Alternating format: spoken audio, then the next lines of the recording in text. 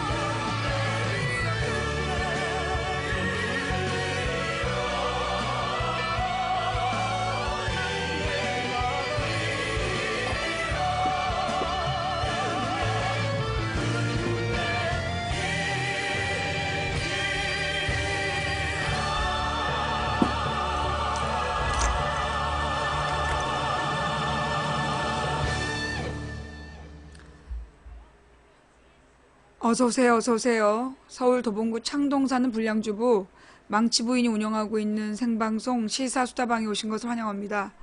반갑습니다. 감사합니다. 어서오세요. 오늘은 날이 날이니 많지 오프닝 곡을 생전에 노무현 대통령께서 부르셨던 상록수 노래, 이 노래로 시작해 보았습니다. 노무현 대통령을 생각하면 언제나 먼저 떠올랐던 노래가 이 노래였던 것 같습니다. 그래서 오늘은 그 노무현 대통령을 기억하는 노무현을 위한 레퀴엠이라는 그 음반에 들어있었던 노래 상록수를 틀어드렸습니다. 좀 아까 그 여러분들 그 팩트 TV를 통해서 어, 저기 노무현 대통령 추도식, 8주기 추도식을 지켜보셨을 것 같아요. 예. 8주기 추도식을 지켜보면서 여러분들 느낌이 어떠셨는지 모르겠는데 저는 조금 이상했어요. 예. 뭔지 모를 이상함이 있었어. 분위기가, 그러니까 굉장히 많은 사람들이 모였는데, 예, 굉장히 많은 사람들이 모여 있는데, 왠지 긴장감 같은 게 좀 느껴졌어요. 여러분은 그런 게 없었나요? 저는 좀 뭔지 알 수 없는, 네, 알 수 없는 긴장감 같은 게 조금 느껴졌어요. 아니요, 비장함하고는 달라요. 예, 비장함하고는 전혀 다르고, 사실은 이 어떤 컨셉을 어떻게 잡아야 될지 몰라서 그랬나? 그러니까 이제까지는 그 좀 비장한 느낌이 있었어요. 근데 이제 오늘은 비장함이 아니라, 예, 오늘은 비장함이 아니라, 어, 뭐라 그러나, 이렇게 승리자, 어떻게 보면 다행이기도 한 것이, 이게 좀 뭐라 그럴까, 오늘 같은 날 잘못하면 역풍이 불 수도 있었거든요? 네.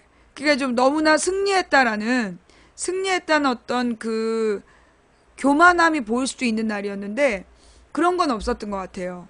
예. 그런 거는 전혀 없었던 것 같고, 그리고 사실 우리가 이제 그 지상파나 케이블을 통해서 이 추도식을 지켜보지를 못했기 때문에, 예. 그래서 더 느꼈는지 모르겠지만, 이전에는 이제 뭐, 김무성한테 물병도 집어던지고, 그 다음에 작년인가 재작년에는 그 노무현 대통령의 사위가 뭐라고 그랬었죠? 노무현 대통령 사위가 말 한마디를 해가지고, 그것 때문에 또 문제가 됐었고, 그 전에는 노무현 대통령 아들이, 예, 사위도 뭔가 한마디 하지 않았어요? 예. 그러니까 그러니까 노무현 대통령 아들이 되게 비장하게 말했던 게 한 2년 전쯤 됐던 것 같고, 그리고 그 사위도 한번 뭔가, 음, 실수를 했어. 아, 곽상원이 안희정에게, 사위가 안희정한테, 뭐 하여튼, 근데 이제 오늘 그 추도식을 보니까 굉장히 많은 사람들이 참여했는데, 예, 그래도 이렇게 질서 있게, 그리고 너무 이렇게 뭐 신나하는 분위기 없이 차분하게 잘 진행이 된 것 같아요. 그리고 어떤 그 비장함 같은 것들은, 그러니까 이전에 어떤 뭐라 그러나, 억울함, 비장함, 이런 느낌보다는, 사실 노무현 대통령께 칭찬받고 싶어 하는 듯한 분위기? 예. 노무현 대통령한테 우리가 해냈다. 예, 그러니까 이제 그 그 뭐라 하나, 문재인, 대통령을 만들어낸 것에 대해서, 우리가 해냈어요. 이러면서 어떤 보고하는 듯한 그런 분위기. 그러면서도 실수하지 않으려고 이렇게 좀 마음을 억지로 가라앉히다 보니까 분위기가 조금, 이것도 저것도 아닌 그런 느낌이었던 것 같아. 예. 이게 이제 그 결론은, 그게 그랬나 보다. 그러니까, 혹시 이게 만약에 우리가 이겼다! 막 이러면서 너무 이렇게 나대면, 그러면 이게 또 역풍이 불 수 있잖아요. 그러니까 그러진 않으면서도, 우리가 해냈다. 이걸 어떤 자축하는 듯한 그런 마음으로 모여서, 그런 좋아하는 마음을 표현하지 않으려고 노력하다 보니까, 이렇게 좀 그 뭔가 긴장감 같은 게 좀 있었던 것 같아요. 예. 예, 사실 마음이 기쁜데, 추도식에서 막 또 기뻐할 수도 없는 상황이잖아. 예. 이 팔주기 추도식인데, 막 또 신난다고 춤추고 노래하고 승리대회를 할 수도 없는 분위기고, 그러다 보니까, 속마음은 막 기쁘고 자랑하고 싶은데, 숙여내야 되는 상황. 이것이 갖고 온 부조화가 아니었을까? 예. 좀 그런 느낌이 좀 들었어요. 네. 그러니까 문재인 대통령의 강인한 겸손보다는 좀 분위기가 달랐어. 그러니까 문재인 대통령이 가지고 있는 강인한 겸손의 느낌하고는 또 다른, 예. 그러니까 이제 막 그 분위기는 좋아 죽겠는 사람들의 분위기가 느껴졌어. 좋아 죽겠는 사람들의 분위기가 느껴지는데, 집회 주최 측에서는 최대한 이 추도식의 분위기에 맞게끔, 이렇게 진정시키는, 억지로 붙들고 있는 그런 느낌. 예. 그래서 약간 좀 이상하다 그런 느낌이 들었었나 봐요. 네. 좀 오묘하죠. 막 기뻐할 수도, 막 슬퍼할 수도 없는 그런 상황? 음. 자, 근데 이제 제가 볼 때는, 어, 문재인 대통령이 느끼는 감정은 누가 알겠어요? 예. 근데 그 맨 마지막 말이 굉장히 충격적인 것 같아. 현직 대통령으로선 마지막이다. 굉장히 단호한 것 같아요. 현직 대통령으로서는 마지막으로 온다. 그리고 성공한 대통령이 돼서 다시 인사하러 오겠다. 그 부분에서 굉장히 충격이었어. 예. 그러니까 거기서 뭘 느꼈느냐 하면, 소위 이제까지 문재인을 만든 건, 노무현 재단이다. 내지는 노무현의 그림자가 문재인을 만들었다. 이런 그 분위기였다라면, 오늘 문재인 대통령의 마지막 말에서 뭘 느끼냐 하면, 이제 노무현의 그늘이 아닌, 노무현의 어떤 그늘이 아닌, 새로운 미래를 만들어내겠다. 그리고 반드시 성공해서 돌아오겠다. 그런 어떤 결의와 각오? 이런 것들이 조금 느껴지는 것 같았어요. 네. 그러니까 첫 번째 추도식에 와가지고, 이게 마지막이다. 현직 대통령으로서는 마지막이다. 그러면서 성공한 대통령이 돼서 돌아오겠다. 근데 왠지 그 말에서 성공한 대통령이 안 되면 돌아오지 않겠다라는 그런 듯한 느낌도 받았어. 되게 무서운 말이다, 저거. 성공한 대통령이 돼서 돌아오겠다. 그 말은 성공하지 않으면 돌아오지 않겠다. 그런 느낌으로 들렸고, 굉장히 조금, 진짜 그 말에서 유일하게 비장함이 느껴졌어요. 예. 그 말에서 왠지 유일하게 좀 비장함이 좀 느껴졌다. 사실 이제 오늘이 노무현 대통령 8주기인데, 저는 그 노무현 대통령 추도식에 한 번도 참석해 본 적이 없어요. 예. 저는 한 번도 참석한 적이 없고, 그리고 노무현 대통령 서거 후에 마음이 정말 안 좋았어요. 예. 제가 왜 그렇게 안 좋았냐? 지금부터 제가 하려는 이야기를 들으면, 많은 사람들이 막 날 욕하고 기분 나빠할 것 같아. 예, 근데 그럼에도 불구하고 제가 짚고 넘어갈 부분은 짚고 넘어가야 되겠다. 무슨 얘기냐면, 사실 제가 가장 기가 막혔던 건 노무현 대통령이 서거하기 전 2달이에요. 예. 노무현 대통령이 서거하기 전 2달. 그러니까 그게 3월 달이었어요. 2009년 3월 달에 웬 여배우가 자기가 언론사의 카르텔에 의해서 성적 착취를 당하고 있다. 이런 유서를 써놓고 자살을 합니다. 예. 그런 유서를 쓰고 이제 자살을 하는데, 이 여자가 이제 자기를 성적으로 학대한 사람들의 명단을, 그 언론사 사장들의 이름을, 장자연 사건이라고 찾아보세요. 이름을 다 적어놓고 그 유서를 공증을 받아. 공증이라는 건 뭐냐면 법무사한테 가서 이게 진짜 내 유서라는 걸 확인을 받는 거야. 그 다음에 그 공증된 유서를 자기가 품고 자살을 해요. 근데 그 내용의 사본을, 그러니까 복사를 다 해갖고 전 매니저한테 보내. 그래갖고 이제 이 전 매니저가 그 내용을 언론에 공개를 했어요. 근데 아무도 그걸 안 써. 아무도 그걸 쓰지 않고, 그리고 나서 딱 하나의 언론이 다뤘어. 어떻게 됐냐? 나중에 처벌받은 게 그 언론사 기자하고, 그 다음에 그 매니저만 처벌받았어요. 그리고 이 장자연이 소속된 기획사의 사장이 약식으로 처벌받았어.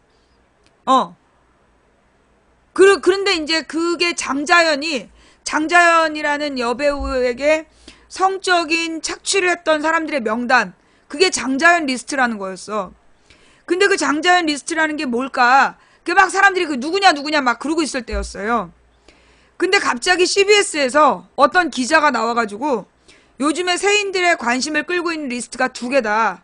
하나는 장자연 리스트이고 하나는 박연차 리스트다 라고 얘기를 합니다. 그러면서 박연차라는 그 태광실업 회장이 그 노무현 대통령의 측근들에게 로비를 했다. 뇌물을 줬다. 그래갖고 박연차 그 회장한테 로비를 받은 노무현의 측근들 명단, 그게 뭐냐, 이게 궁금하다, 이렇다라고 얘기를 하는 거야. 그런데 그 박연차 리스트라는 거는 그날 처음 들었어요. 그 이전에는 어떤 언론에서 안 나왔던 얘기야.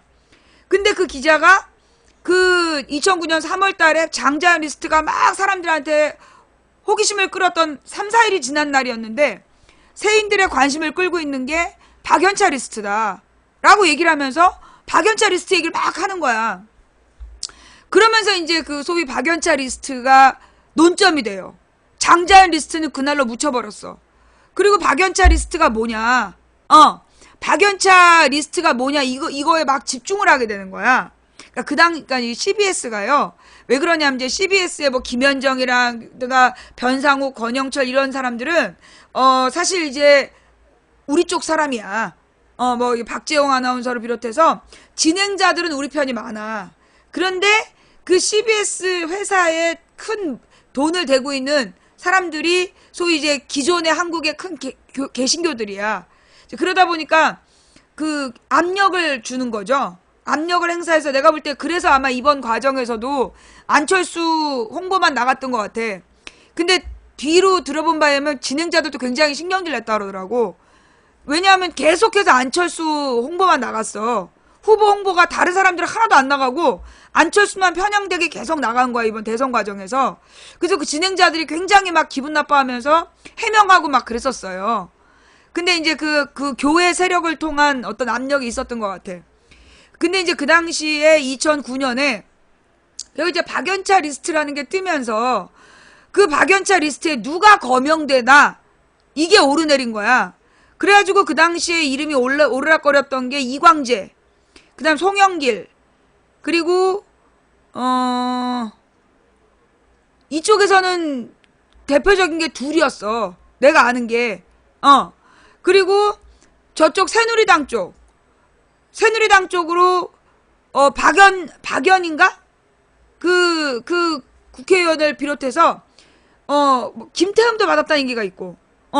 그래갖고 이게 결국은 보니까 새누리당 쪽 사람들도, 그러니까 한나라당이죠. 한나라당 쪽 사람들도 그걸 받은 거야. 그래서 한나라당 쪽 애들도 받았고 그 노무현 쪽 사람들도 받은 건데 결국 알고 보니까 이제 경상도, 경남 쪽에 있는 정치인은 다 받은 거야. 박진. 다 받았다라는 게 이제 결론으로 나오게 된 거였어요. 그런데 기가 막힌 건 뭐냐면 이광재만 마지막에 강원도지사가 딱 당선되자마자 대법원에서 판결을 확정해가지고 그 도지사 당선 무효형을 때려. 정치자금법 위반으로. 그래가지고 떨려 이제 그 당선이 취소되는 거야. 그런데 한나라당 박진은 80만 원인가? 그렇게 때려가지고 의원직을 상실하지 않았어. 그러니까 그 당시 한나라당 쪽 애들은 의원직 상실도 안 하고 어떤 처벌도 안 받고 노무현 대통령 쪽에서 이광재만 도지사가 날아갔어. 근데 그로 인해서 강원도가 굉장히 어려워진 거야. 그리고 송영길은 이름이 오르내리다가 확증을 못했는지 처벌을 안 받았어. 송영길이 판사 출신이라서 판사 친구들이 봐준 건지 어쩐 건지 송영길은 얘 이름이 막 오르내렸거든. 근데 어떤 처벌도 안 받고 끝났어요. 좌우지간 문제는 뭐였냐면 그 박연차 리스트가 막 오르락 내리락 거리면서, 그러면서 무슨 일이 벌어졌냐, 그때 한번 찾아봐. 언제부터 찾아보냐면 그 장자연 리스트가 터진 날, 그 3월 말부터 5월 23일까지 한번 뉴스를 검색해봐. 그때 노무현 대통령에 대한, 그러니까 4월 28일까지를 검색해봐. 4월 28일 그때 재보선이 있었어. 재보궐선거. 그 한 달 동안에 그 박연차 리스트로 도배를 해요. 그때 노무현의 측근들, 소위 뭐라 그러지, 봉하마을에 가서 앉아있는 사람들이 그때 뭐라고 한마디라도 했는지 한번 찾아봐봐. 아무도 아무 소리 안 해. 지금 저 자리에 앉아있는 사람들 중에 누구도 노무현 대통령한테 치졸한 공격을 하지 말라고 얘기한 사람이 없어. 내 기억에는 4월 10며칠에 안희정 지사만, 그때는 이제 무슨 아무런 지위가 없는 사람이었어. 안희정 지사만 어떤 블로그에다가 노무현에 대한 치졸한 공격을 중단하라, 이런 얘기를 한마디 했고, 그 글이 지금은 찾을 수도 없어. 그 글이 지금은 찾을 수도 없고, 그때 내가 4월 20일 날 유일하게 내가 그 노무현에 대한 치졸한 공격을 중단하라 하면서 글을 쓰게 돼. 나 노무현 싫어하는 사람인데, 나 노무현 싫어하는 사람인데, 이거 너네 진짜 너무하는 거 아니냐. 너네 진짜 너무하는 거 아니냐. 이러면서 노무현 대통령에 대해서 무슨 600만 불을 받았느니 어쩌느니 말은 많은데 증거가 없다. 증거는 없고 순전히 다 설이다. 이게 말이 되냐. 이러면서 이제 내가 한마디를 했어. 그리고 나서 내가 뭐 별로 영향력이 없는 사람이니까 내가 김구태 의원한테 가서 얘기를 해. 의원님, 제가 잘 찾아봤는데 하나도 없다. 증거가 하나도 없이 지금 4월 28일 재보선, 그 재보선용으로 노무현 대통령을 까대고 있는 거다. 의원님 한마디 해주십시오. 그래서 그 김구태 의원님이 20며칠에 한마디를 해요. 노무현에 대한 치졸한 공격을 중단하라. 그게 유일했어. 우리 쪽 정치인들 중에 노무현에 대한 공격을 중단하라고 얘기한 사람이 김구태 의원 하나밖에 없었어. 왜냐하면 김구태 의원은 안 받은 게 확실하잖아. 그러니까 무슨 얘기냐면 그 당시에 다들 엎드려 있었어. 그게 박연차란 사람이 노무현 대통령 쪽 사람들하고 다 친했다는 거야. 한 번쯤은 밥 안 얻어먹은 사람이 없을 만큼 다 친했대. 근데 문제는 뭐냐? 이 인간들이 그렇게 노무현 대통령을 막 헬기 띄워서 추적하고 그렇게 온갖 모욕을 다 주는데 입 꼭 다물고 있었다니까. 입 꼭 다물고 있다가 나중에 4월 28일 날 재보선 선거 당일에 이해찬이 찾아가. 그 4월 28일에 재보선 선거가 딱 끝난 날, 그날 이해찬이 찾아가. 그리고 5월 초에 5월 10며칠인가 하여튼 10일 근처로 해서 유시민이 찾아가. 그때 노무현 대통령이 서거하기 한 2주 전이야. 그때 유시민더러 정치하지 마라 라고 얘기하신 거야. 그리고 2주 만에 돌아가셨어요.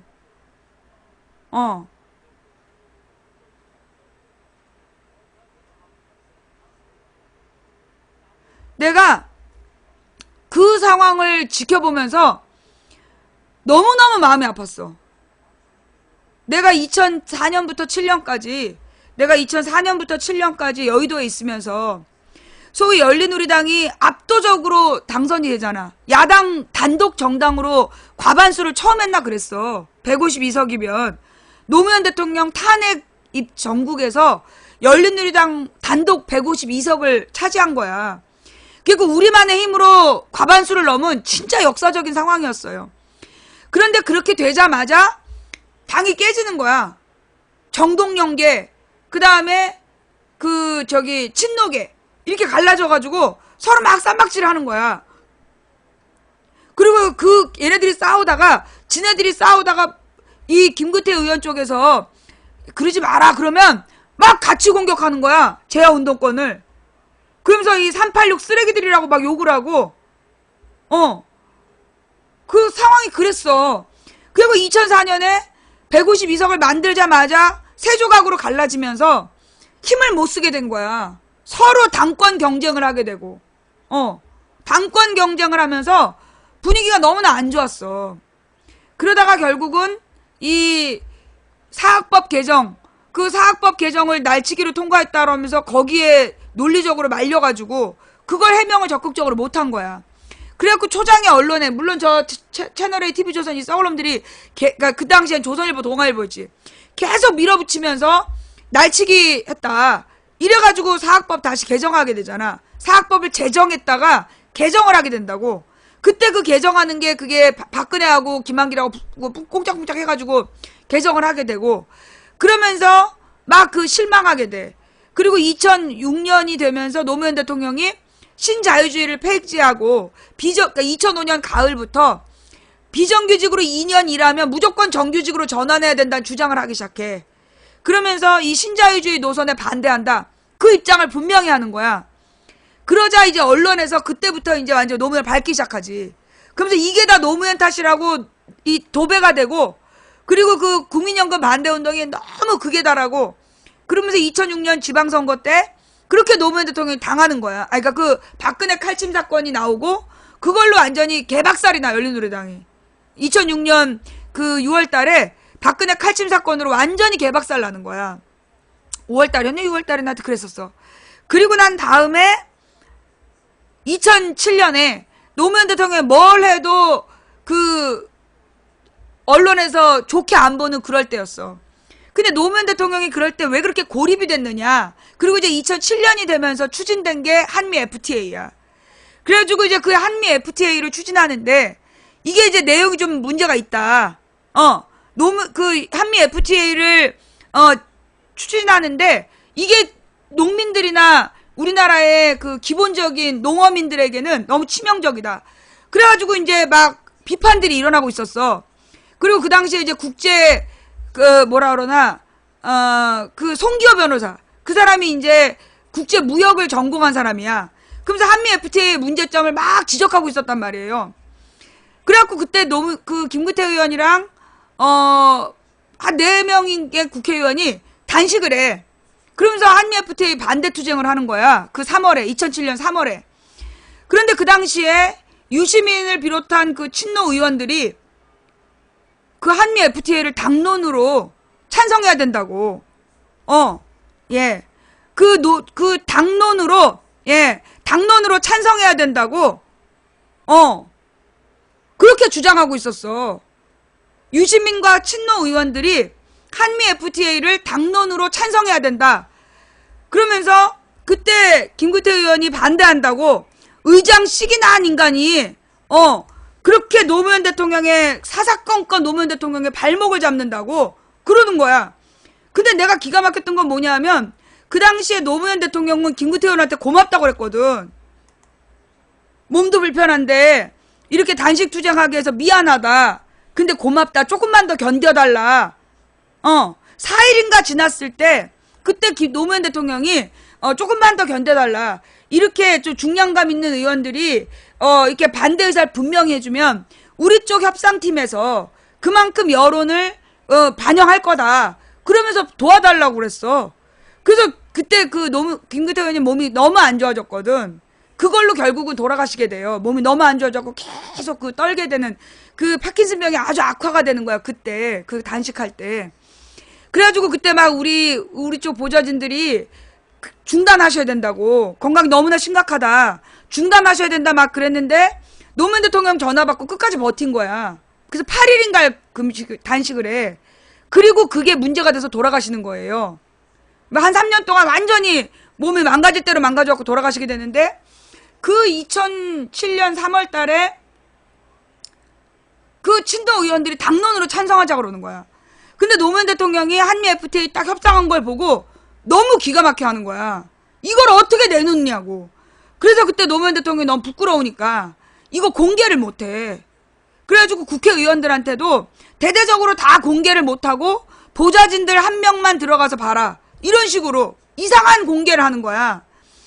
그러다가 결국은 노무현 대통령이 이거는 내 선에서 할 수 없다. 그래서 다음 때로 넘기게 되는 거야.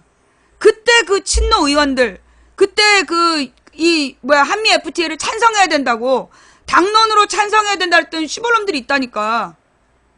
그런데 결국은 이제 그런 짓을 하면서 그때 이제 그 민노당 애들더러 엄청 욕을 해. 민노당은 반대를 했거든.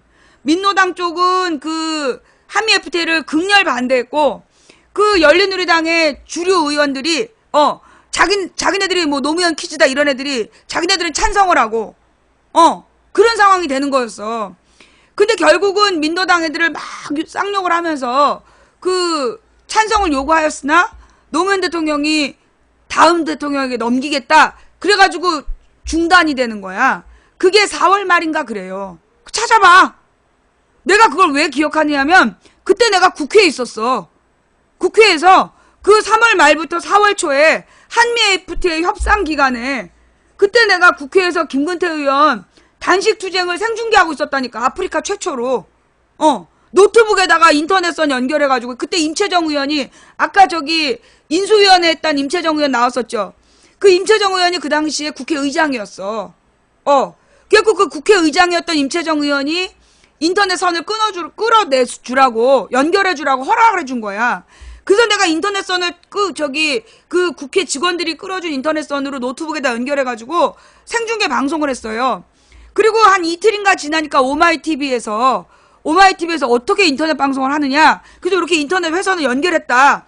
그래가지고 국회에다 다시 연결해갖고 오마이TV하고 나하고 둘이서 2007년 3월에 국회에서 최초의 민간인 생방송을 해. 민간인 최초의 생방송을 했던 게 나였어. 그게 이제 기사로 나오고 그랬었어요. 그때 이제 아프리카 TV가 나온 지 얼마 안 됐을 때였기 때문에 그 사건으로 많이 알려지고 그랬었어. 그래서 내가 그걸 기다려. 내가 그걸 기억하는 거야. 그런데 그 노무현 대통령이 맨 처음부터 왜 욕을 먹었나? 내가 여러 번 얘기했잖아.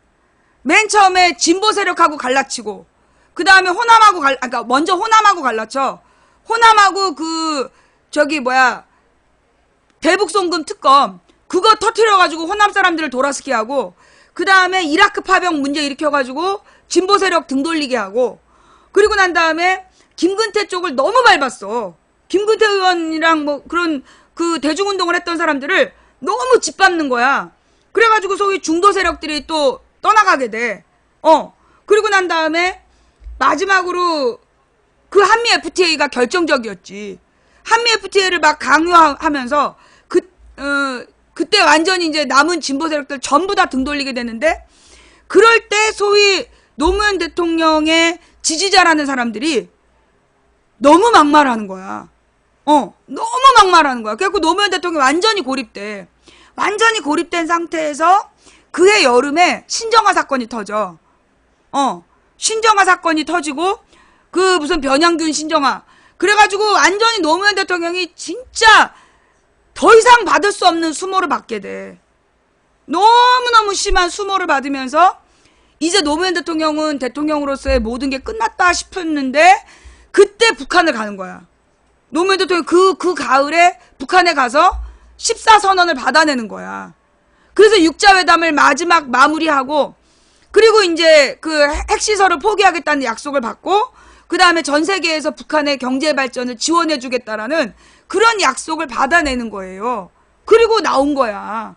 그리고 나서 구해 이제 고 시즌이었어. 내 기억에는 9월 달 정도였던 것 같아. 9월에서 11월 사이였는데, 그때 무슨 일이 있었냐면 청와대에 기자 대기실이라는 게 있었어.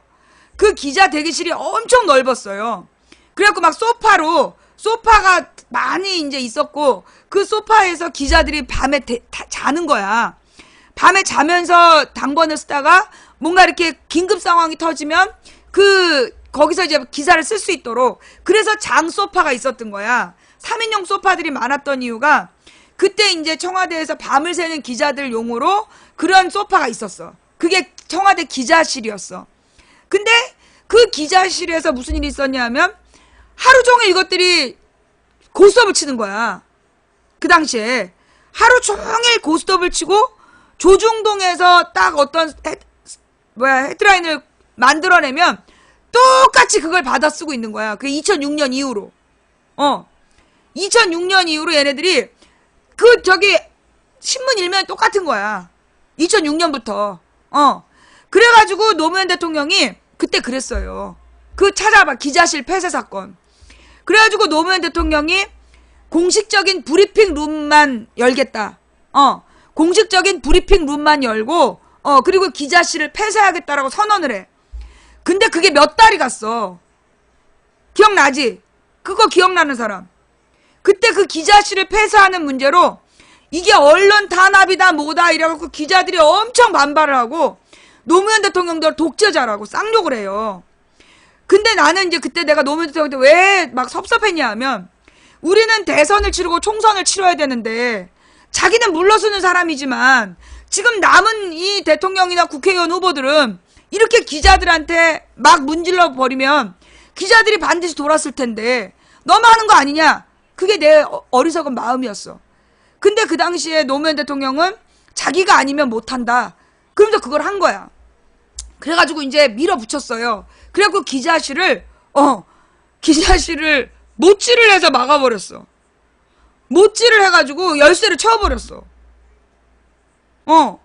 그 사진도 있어. 찾아봐봐. 그래가지고 막 기자들이 노무현 대통령더러 독재자라고 엄청 쌍욕을 했어. 그게 11월인가 그랬죠. 그게 하여튼 11월인가 그랬어. 그런데 또 노무현 대통령이 그 와중에 자기가 마지막으로 자기가 아니면 못하는 일이 있다. 전용기를 사겠다.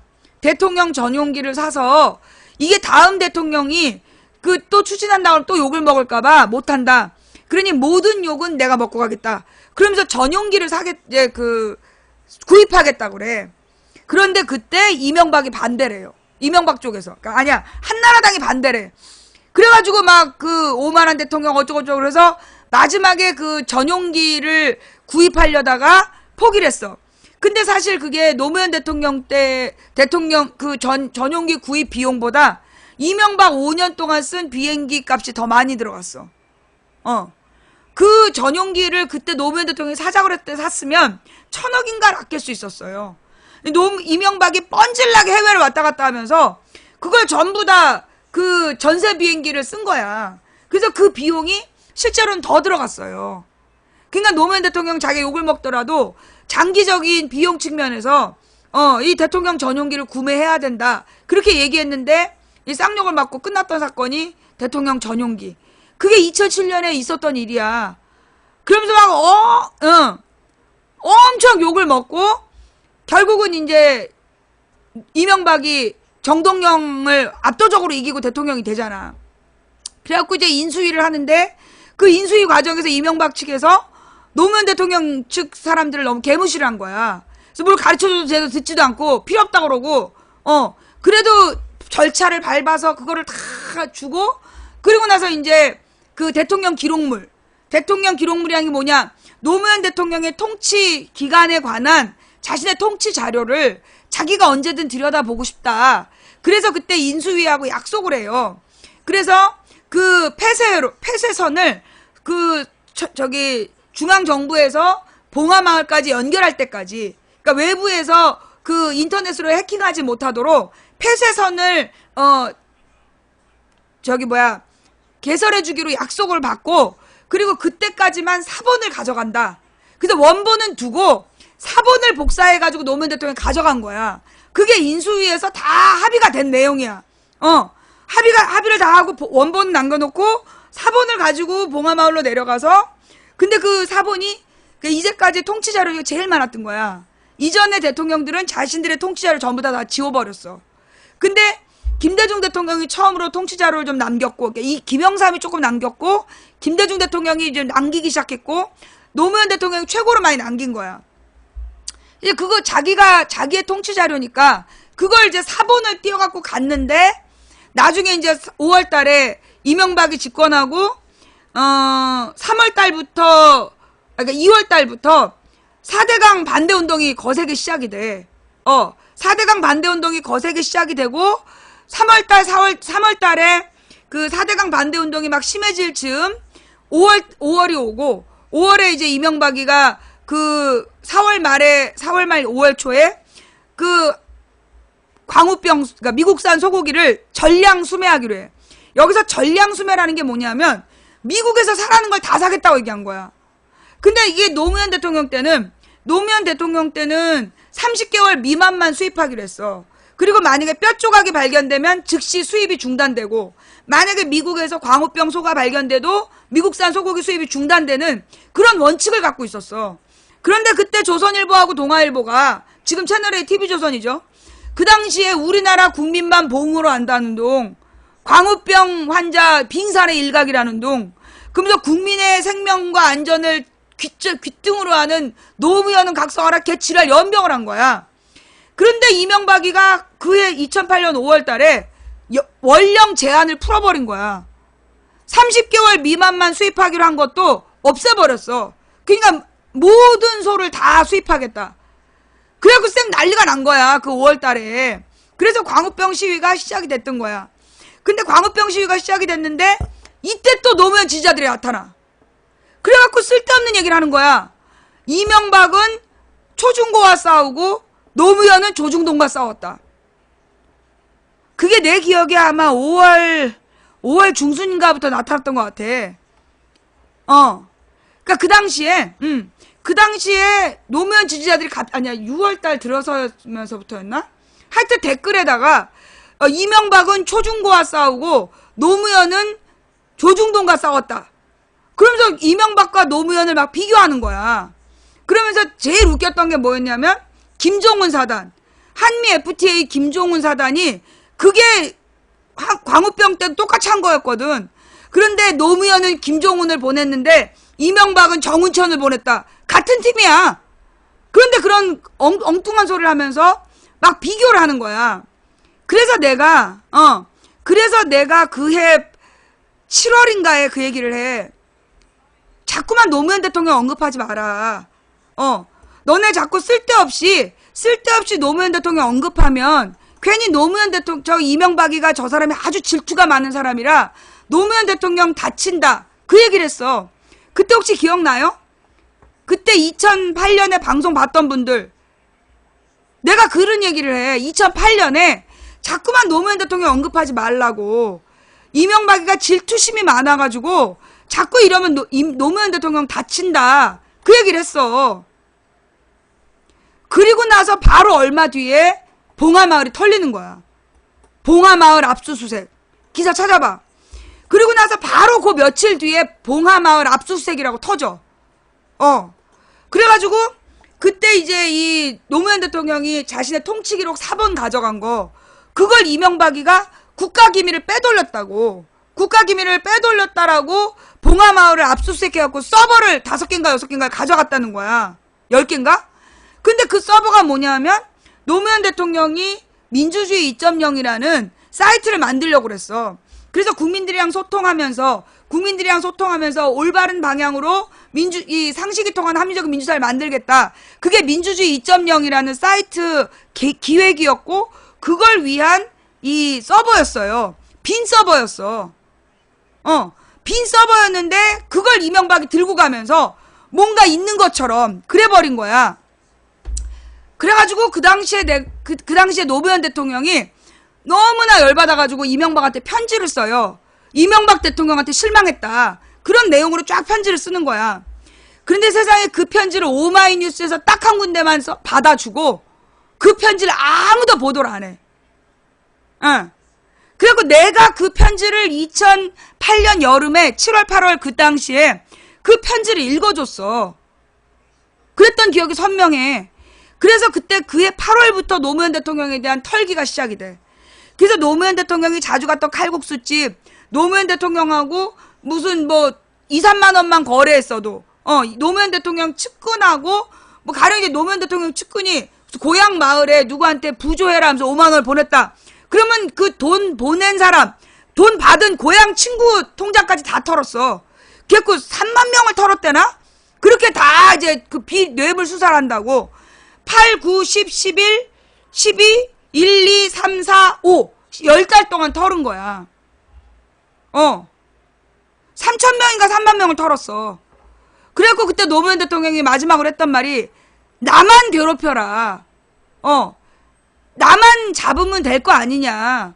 왜 죄 없는 사람들을 괴롭히냐. 그게 내 기억에는 5월달인가 했던 말인 것 같아. 노무현 대통령이 4월 말 5월 초에 나만 괴롭히고 내 밑에 있는 사람들 괴롭히지 말라고. 그게 언제였는지 찾아봐봐. 돌아가시기 전에 나 하나만 책임지면 될 거 아니냐. 왜 죄 없는 사람들을 괴롭히냐고. 그게 그 2009년 봄에 나온 얘기야. 그게 박연차 리스트 때.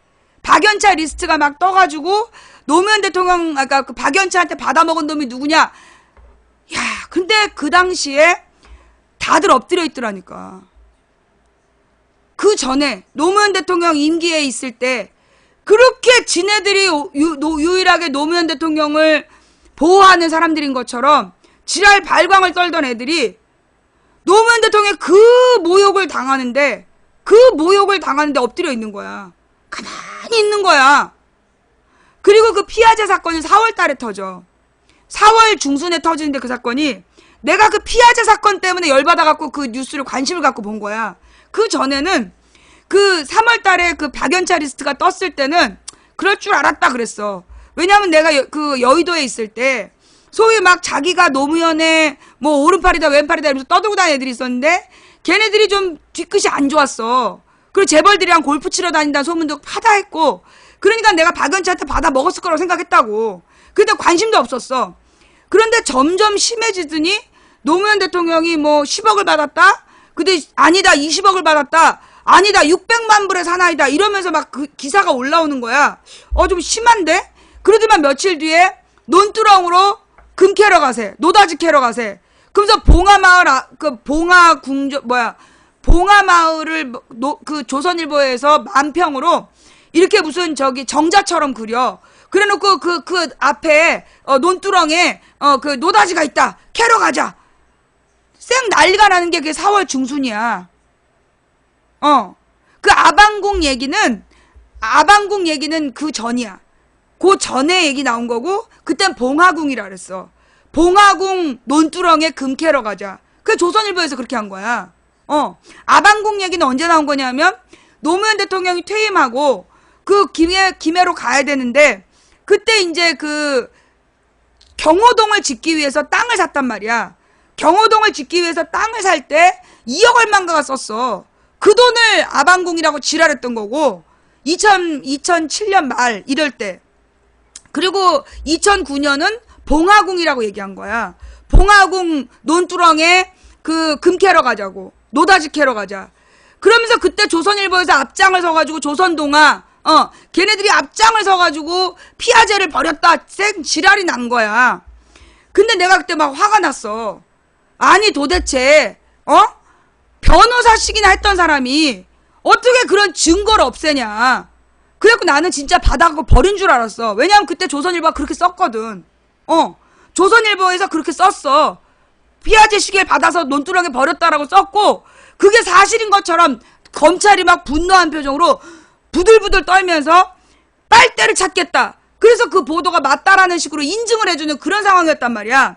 그래가지고 이제 내가 열받아가지고 어떻게 변호사식 한 사람이 어떻게 그 변호사식 한 사람이 증거를 없애냐 이러면서 내가 기사를 딱 읽기 시작한 거야. 그런데 어떤 기사를 찾아봐도 내가 그때 기사를 400개인가 봐. 400개인가를 내가 그 4월 18일부터 3일 동안은 400개인가를 봤어.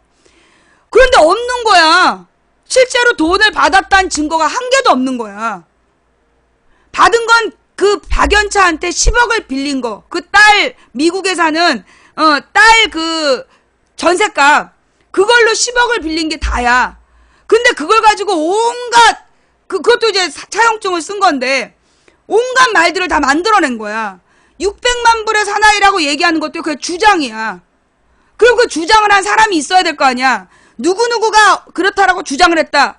근데 누구누구가 그랬다는 얘기가 없어. 그냥 60억을 받았다는 주장이 제기됐다야. 이 씨발놈들인 거죠.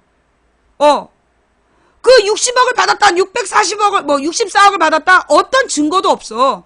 근데 이 새끼들이 일부러 뭔가 굉장히 돈을 많이 받은 것처럼 보이려고 그때부터 무슨 100만 불 얘기를 하는 거야. 그래서 600만 불의 사나이라고. 그러면서 조선일보, 동아일보가 주도해갖고 노무현 대통령이 600만 불의 뇌물을 받은 사람이라고 주장했었어. 근데 그 당시 기사 찾아봐. 여러분. 그 당시에 증거 나온 거 있어요? 증거 하나도 없어. 증거가 전혀 없어. 그런데 여기에 대해서 한나라당, 새누리당 애들이 뭐라고 얘기했냐면 노무현이 죽었기 때문에 사건이 종결돼서 그렇지 증거가 분명히 있었다는 거야. 그 얘기 들어봤지? 그런데 그게 증거가 없다라는 걸 입증한 게 조현호야. 아이러니컬하게도 그때 경찰청장 했던 조현호가 경찰 간부들을 모아놓고 강의를 하면서 노무현 때 노무현이 그 거액의 차명 계좌를 운영하고 있었다는 증거가 나와서 그래서 자살한 거다 라고 발언을 했어. 그걸 CD를 구워갖고 더 돌린 거야. 근데 거짓말을 경찰 간부들 앞에서 한 다음에 그걸 CD까지 만들어서 돌리니까 모든 사람이 믿었을 거 아니야. 그래서 그 사건 딱 터져. 그때 내가 뭐라 그랬냐. 증거 있으면 까라고 그래라. 왜냐면 난 정확히 기억했어. 2009년 4월 달에 내가 모든 기사를 봤는데 단 하나도 뇌물을 받았다는 증거가 없었어. 전부 주장이고 설이었기 때문에 증거를 까라 그래라. 이거 반드시 증거 까라 그래라. 까면 맞는 거고 증거 까지 못하면 이거 허위다. 그래갖고 네티즌들 그때 내가 2008년 7년에 2008년하고 9년에 내가 그 노무현 지지자들이 일단 노무현 대통령 딱 공격을 받으면 애들 확 위축이 되는 거야. 글을 못 쓰는 거야. 진짜 그랬다 싶어갖고. 그래서 내가 그 조현호 문제가 터졌을 때는 당당하게 얘기한 거야. 여러분 댓글 달아라. 뭐라고 다냐? 증거 까라고. 계좌 까라고 댓글 달아라. 그러면 된다. 쫄아가지고 있는 애들한테 그거 증거 까라고 댓글 달으라고 막 그랬어. 그때 기억나는 사람. 조현호가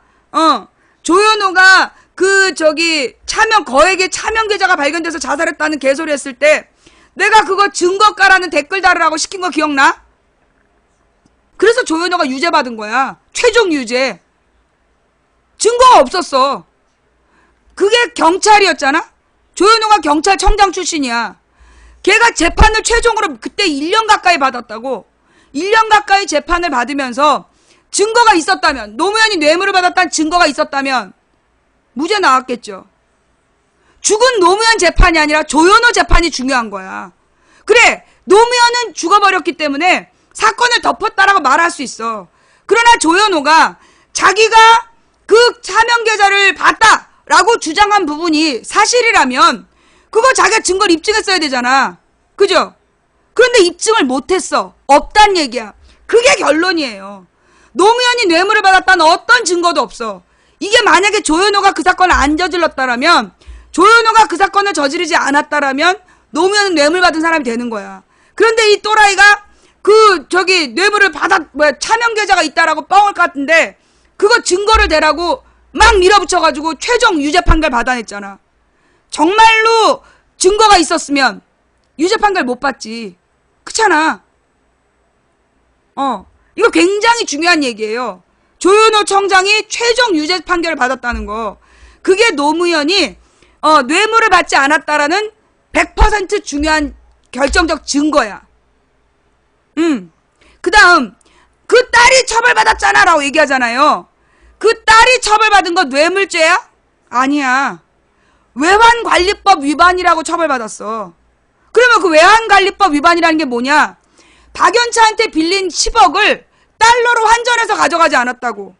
그걸로 처벌을 한 거야. 자, 그렇다면 노무현의 딸이 그 달러로 환전을 해서 미국에 가서 주인에게 줬다면 한국 돈을 가지고 가서 미국에 가서 줬으면 그게 문제가 될 수 있어요. 그런데 그 당시에 이 주인이 한국에 있었어. 미국 뉴욕인가에 있었던 그 집 주인이 한국에서 돈을 받아. 10억을. 그래서 그 주인이 그 10억을 환전을 해서 나가는데 세금 내기가 아까우니까 이 여자가 처벌을 받은 거야, 유죄로. 그 여자가 외환관리법 위반으로 처벌을 받았어. 그런데 그 주인이 처벌받으면서 그 주인에게 10억을 준 사람이 그 임대 비용으로 낸 게 노무현 딸이기 때문에 노무현 딸이 자기가 환전을 해서 주지 않은 죄를 물어갖고 집행유예를 때린 거야. 집주인이 처벌받는 문제인데 억지로 그 노무현 딸한테 집행유예를 매긴 거라니까. 환전해서 주지 않아서 집주인이 죄를 진 거라고. 정말 어이없는 판결이었어.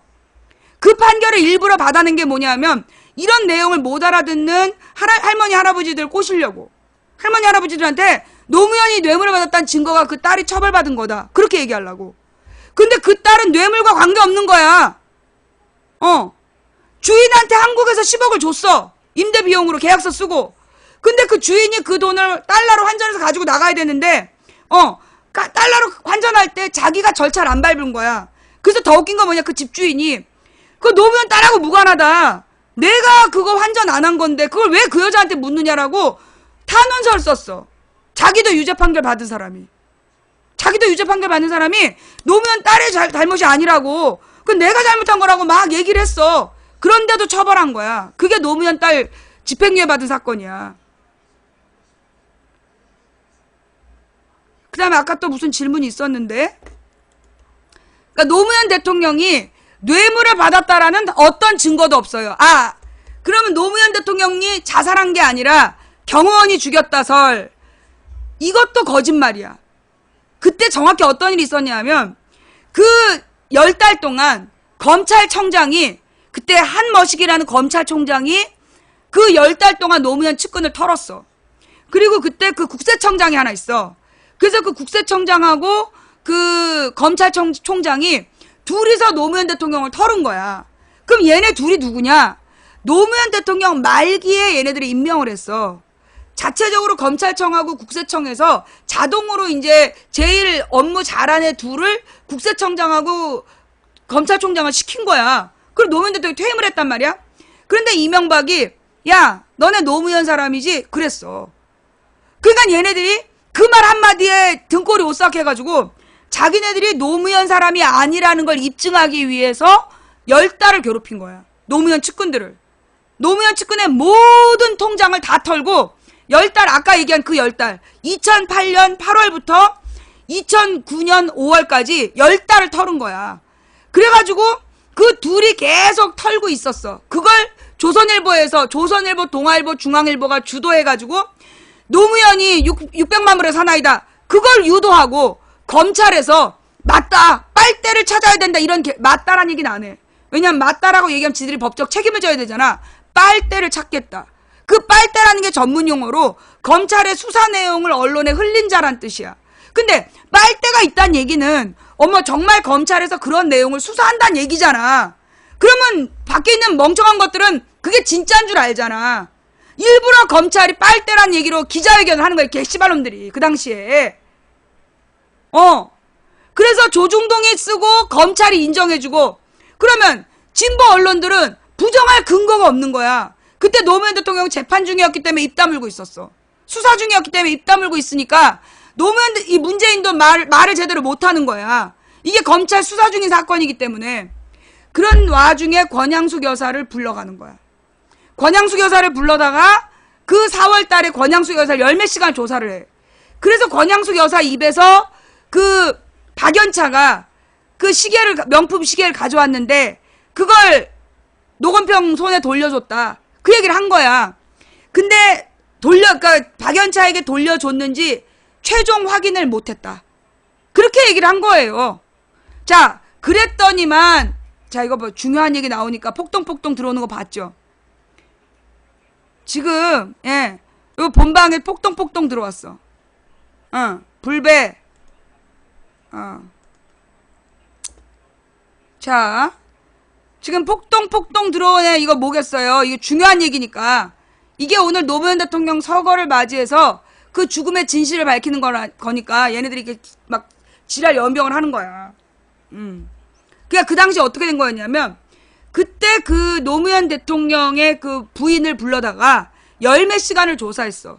그런데 64억에 대한 뇌물을 받았으면 그 얘기가 나왔겠지. 안 그래? 노무현 대통령을 열몇 시간 조사하고 권양숙 여사를 열몇 시간 조사했어. 근데 노무현 대통령 조사한 다음에 아무것도 나온 게 없어. 그리고 권양숙 여사를 조사한 다음에도 나온 내용이 없어. 그러니까 얘네들이 그 피아제 얘기를 흘린 거야. 그래서 논두렁에 노다지 캐러 가자. 그랬던 거예요. 결론은 뭐냐 하면 그 피아제 시계를 노무현 대통령은 구경도 못했다는 거야. 그런데 그거를 막 그 모욕하는 내용으로 썼던 거죠. 조선일보가, 중앙일보가, 동아일보가. 그랬던 거야. 근데 그렇게 권양숙 여사가 열몇 시간을 조사받아도 털 게 없으니까 결국 피아제 얘기를 가지고 거짓말한 거잖아. 결국 노무현 대통령 부인을 털었는데 열몇 시간을 털었는데 뇌물을 받았다 어떤 증거도 없으니까 그 피하자 얘기를 가지고 거짓말한 거잖아. 논두렁에 버렸다. 이렇게. 한겨레 경향 오마이는요. 그 당시에 조중동처럼 하지 않았어. 조중동이 주도했고 한겨레 경향 오마이는 진실이 뭔지를 찾는 기사를 썼어. 그런데 그걸 똑같이 한겨레 경향 오마이를 비난하는 새끼들은 누구야? 실제로 주도한 게 조중동이야. 조선동아였지. 정확하게는. 자, 그러면서 근데 노무현 대통령이 서거한 때가 언제였냐면 권양숙 여사를 다시 그 다음 주에 부르기로 했어. 1차로 열몇 시간을 권양숙 여사를 조사했잖아. 그래놓고 그 봉하마을 노다지 캐러 가자 이걸로 한 달을 모욕을 줬어. 그래놓고 그 다음 주에 다시 권양숙 여사를 소환 통보를 해. 그래서 또 열몇 시간 털면 뭐 하나 나오겠지. 그걸로 또 한 달 가려고 이 새끼들이 또 부른 거였어. 찾아봐. 열몇 시간을 자기네들이 털어서 뇌물을 받았다는 증거가 있었으면 그거 기사 안 썼겠니? 기사 쓴 내용이 없어요. 뇌물 받았다는 증거 하나도 나온 거 없어. 그래놓고 그 권양숙 여사를 5월 말에 다시 부르기로 했어. 그러니까 그 노무현 대통령이 걸레가 될 때까지 너덜너덜해질 때까지 계속 권양숙 여사를 치겠다는 거였지. 응. 그래서 노무현 대통령이 내가 모든 걸 책임지고 가겠다. 나만 사라지면 되는 거 아니냐. 그래서 결단을 내리게 돼. 그런데 그때 노무현 대통령 경호 책임자가 지금 문재인 경호 책임자야. 그런데 그 경호원이 죽였다서를 누가 퍼뜨리느냐. 내가 그 당시에 노무현 대통령 딱 서거하자마자 제목으로 뭐라고 달았냐면 노무현 대통령은 정치적으로 타살당했다. 내가 맨 처음에 그 표현 쓴 사람이야. 내가 노무현 대통령이 다 자살이라고 얘기하고 있을 때 노무현 대통령은 정치적으로 타살당했다. 그 주범이 이명박 검찰 언론이다. 그 기억나는 사람 손. 내가 맨 처음에 그 얘기를 썼어. 노무현 대통령은 정치적으로 타살당했다. 그래서 이명박과 검찰과 언론 이 새끼들을 잡아야 된다라고 내가 딱 발표를 한 거야. 그런데 그날 밤 갑자기 자기네들이 자기가 잘 아는 법의학자가 한 말이다. 이러면서 노무현 대통령의 자살이 아니다. 그래서 경호원이 죽였다라는 개 같은 말이 나오는 거야. 그런데 웃기는 건 그 내용을 수천 명의 블로거가 그걸 퍼돌리는 거야. 수천 개의 글이 동시에 올라오는 거야. 그때 기억나지? 내가 노무현 대통령은 정치적으로 타살당했다라고 얘기한 그날 저녁에 노무현 대통령은 경호원이 죽였다는 설이 블로그를 통해서 수천 개의 의로 퍼져나가는 거야. 자, 정말로 경호원이 죽였다면 범인이 잡혀야 되잖아.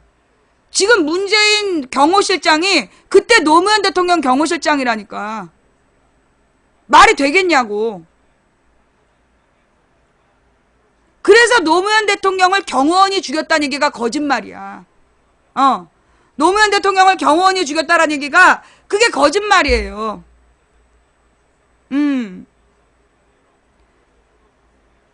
그런데 그걸 퍼뜨린 놈들은 결론은 어떻게 했는 줄 알아? 경호원이 죽였다는 설을 퍼뜨려서 이명박과 검찰과 언론을 구해준 거야. 그 경호원이 죽였다는 설 퍼뜨려가지고 이명박과 검찰과 언론을 살려줬다니까. 그 시벌놈들이. 더 웃긴 거는 경호원이 죽였다라고 맨 처음에 글 올린 새끼들 내가 나중에 추적해서 다시 가봤더니 블로그가 사라졌어. 맨 처음에 글 올린 애들은 블로그가 없는 블로그야.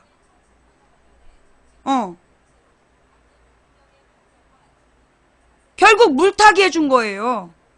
논점을 흐리고. 그러니까 내가 이명박과 검찰과 언론을 잡아야 된다. 이러면서 정치적 타살이라고 얘기를 했는데 노무현 타살설 이렇게 딱 제목을 바꿔. 그래서 경호원이 죽였다. 자, 이쯤 되면 자기도 경호원이 죽였다는 설에 넘어갔던 사람들 있지. 이명박과 검찰과 언론을 잡아야 될 때 경호원이 죽였다라는 설에 넘어가서 그 당시에 노무현은 자살하지 않았다 쓰고 다녔던 인간들 있지. 그 당시에 이놈들이 아주 교묘해요. 왜 내가 그 추적했던 놈들 있잖아. 걔네들이 뭘 했냐 하면 그 덕수궁 앞에 노무현 대통령의 그 추모관을 따로 만들어. 추모 그 공간을. 그 당시에 저기 시청광장에 공식적인 분향소가 있었어. 그런데 지네들이 따로 만들어. 덕수궁 앞에. 그 다음에 덕수궁 담벼락에다가 이게 노무현의 진짜 유서다. 기억나요? 이게 노무현의 진짜 유서다 그러면서 실제로 노무현 대통령이 모니터에다 띄워놨던 그 문구 앞에다가 2008년에 내가 읽어줬던 그 편지, 이명박한테 보낸 편지, 그거를 딱 짜집기 해갖고 그걸 써붙여놨더라니까. 내가 그 편지를 안 읽어줬으면 기억을 못했을 거야.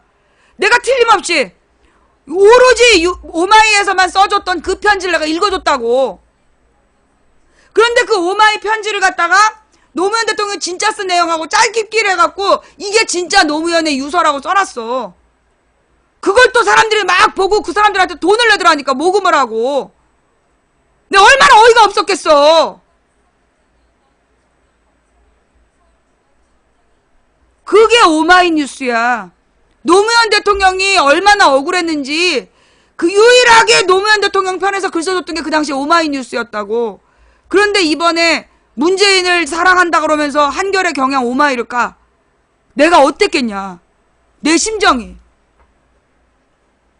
뭐 이런 시벌놈들이 다닌다 싶었을 거 아니야. 그 당시에 오로지 오마이에서만 노무현 대통령의 편지를 써줬다니까 기사로. 8월 달에 2008년 8월에 오로지 오마이뉴스에서만 편지를 쓴 기사화해주고 다른 모든 언론은 그 기사를 안 써줬어. 그런데 이번에 문재인을 지지한다는 인간들이 내가 볼 때 그 문재인 지지하는 거 아니야. 걔는 한겨레 경향 오마이 죽이려는 애들이지. 그 오마이를 죽인다고 지랄 연변한 거 아니야 이번에. 이 얘기 처음 들었다 손. 지금 내가 지금 하고 있는 얘기 이거 지금 처음 들었다 손. 아마 이게 세월호 이후에 그리고 최순실 이후에 들어오신 분들은 대부분 처음일 거야.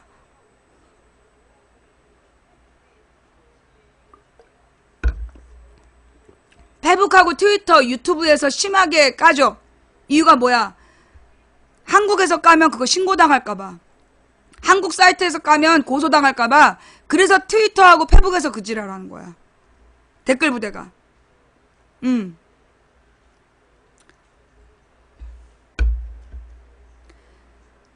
경호원이 죽였다는 설은요 거짓말이라고요.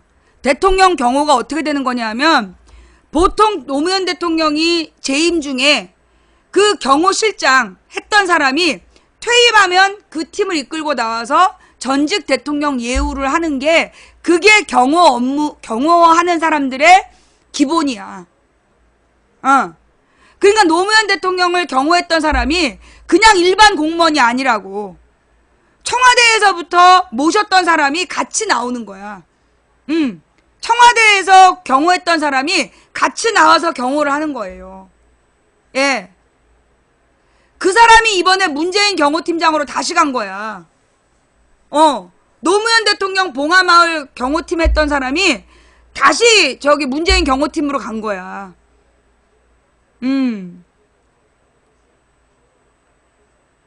그러니까 그 경호라는 게요, 한 사람이 하는 게 아니야. 경호팀이 있어. 전두환도 열 몇 명이 경호하는데. 그래서 경호원이 죽였다는 설은 진짜 개소리야. 그게 이명박이 검찰을 시켜서 노무현을 죽음으로 몰아갔다. 그러니까는 이명박과 언론이 검찰을 시켜서 노무현을 죽을 때까지 괴롭힌 거야. 그거 덮으려고 경호원이 죽였다고 거짓말한 거예요.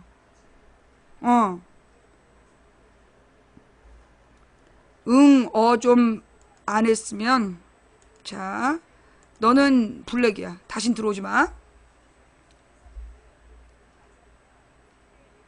중립을 잃은,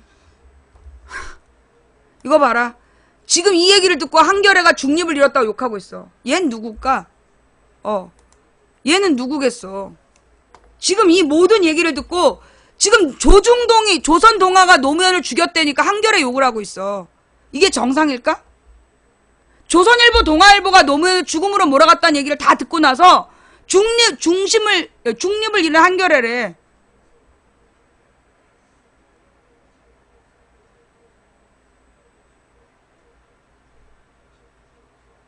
정말 어이가 없죠? 예. 다시 한번 얘기할게요. 노무현을 죽음으로 몰아간 건 이명박, 검찰, 언론이야. 자, 여기서 자연스럽게 연결되는 게 4대강 감찰 문제야.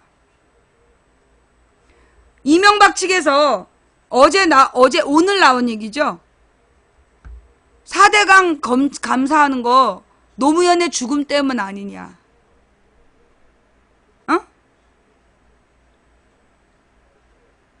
이명박 어저께 이제 4대강 정책감사를 지시를 했어. 문재인이. 그러자 이제 자유한국당에서 반발한 거야. 반발하면서 오늘 나온 얘기가 오늘 아침인가 언제 라디오에 나와갖고 인터뷰를 하면서 이거 노무현 대통령 죽음에 대한 보복 아니냐. 그 기사 찾아봐. 죽음에 대한 보복 아니냐. 결국 뭐야? 이명박의 무리한 수사로 노무현이 죽었다. 그거에 대해서 보복하는 거 아니냐. 자백한 거야, 그거. 그거 자백한 거야. 자기네들이 당당하면 그 말 하겠어? 지네가 인증해 준 거야. 지네들이 노무현을 죽였다라는 걸 인증한 거라니까. 아무 말 안 했으면 넘어갈 수 있는데 지네들 입으로 자백한 거야. 노무현 죽음에 대해서 지금 감정적으로 보복하는 거 아니냐. 그지? 인증한 거야, 그거. 자백한 거라니까? 자, 다시 한번 정리할게요. 노무현 대통령이 뇌물을 받았다는 증거가 있다, 없다? 없어. 없어. 유일하게 오고 간 돈이 박연차하고 노무현 사이에 오고 간 돈은 딱 10억이야. 권양숙 여사 이름으로 빌린 돈 10억. 거기에 대해서 노무현 대통령이 차용증서를 썼어. 그러면 그건 뇌물이라기보다 빌린 돈이야. 나머지 64억에 대해서 시비 걸고 있는데 그거에 대한 증거는 단 하나도 없어. 그건 어떻게 입증이 됐느냐? 야, 중간에 죽어버려서 사건이 다쳤는데 셧다운돼서 증거가 있는지 없는지 네가 어떻게 알아라고 할 수 있지. 여기서 중요한 게 조현호라니까. 조현호가 노무현이 거액의 차명 계좌를 갖고 있는 게 발각이 돼서 자살했다. 그게 정확한 걔 멘트야. 그러면 차명 계좌를 가졌다라는 증거를 제시했어야 되겠죠? 없어. 최종 유죄 판결됐어. 허위사실로. 그게 바로 뭘 얘기하냐? 노무현이 뇌물을 받지 않았다라는 증거예요. 조현호가 유죄 판결을 받았다는 게 만약에 노무현 대통령이 유죄를 받았다는 증거가 뭐라도 있으면 제출했을 거 아니야. 그죠? 근데 차명 계좌에 대한 증거를 못 냈어. 마지막까지 최종 유죄 판결 받았어. 그럼 이건 뭐냐? 실형까지 살았어. 집행유예가 아니라 실형 살았어. 예, 1년 동안. 그럼 뭔 얘기냐? 결국은 노무현 대통령이 뇌물을 받지 않았다라는 산 증인이 조현호가 되는 거야. 그 조현호의 재판 중에 노무현 대통령이 뇌물을 받았다는 증거가 분명히 나왔다라면, 자, 지금 이어폰 줄이 채팅하고 있는 님, 예, 영어 1611님, 예, 이어폰 줄이 채팅하고 있어요. 자, 명확하지? 무슨 얘기인지 지금 망치부인, 뭐야 이거. 뭐가 또 막 떴어. 자, 망치부인이 무슨 얘기했는지 명확하죠? 예. 자, 첫째, 노무현 대통령이 뇌물을 받았다는 증거는 있다, 없다? 없다. 그 증거가 뭐야? 조현호 재판이야.